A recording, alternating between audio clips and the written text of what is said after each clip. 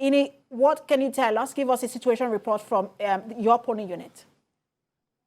Okay, thank you, Precious. I'm at Aga Ijomo ward. This is actually a ward location center, in Ikorodu. Here I'm at Ikorodu, actually. And, there have been consistent reports about, low voter turnout, and it's actually, current here. There were low voter turnout here. Imagine a polling unit having about 860 registered voters, and only 163 came out to actually vote. So, the INEC officials were not really impressed. I spoke to a presiding officer earlier, who said, they were here early, they were here for accreditation and voting early, but of course, the voter turnout was actually poor compared to the presidential elections.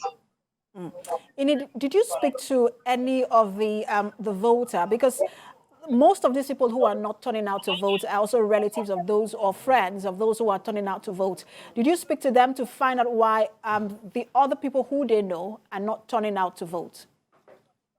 Yes, I spoke to some of them. Okay, some of them said probably because of the rain that fell yesterday night. Others said they were not impressed, with the outcome of the presidential elections. Like you said, like Nifemi said, but probably their candidate didn't come out to vote. They were actually not impressed. And quite frankly, they're not impressed with the electoral process in the country right now. Ikorodu, for the presidential election, Ikorodu had one of the largest voters turnout. They had about 89,000 people come out to vote for the presidential election. But this time around, it seems like the voters are not encouraged. They're just relaxed in their houses. And, for the INEC, they came out early. They were here very early. And I'm sure that the 1 week extension gave them time to actually come out early. But for the voters, they're not impressed with the electoral process. So that's the issue so far, happening here in Ikorodu.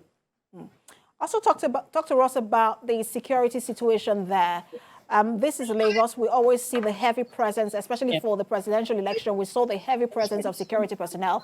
Where you are now, talk to us about the situation of security.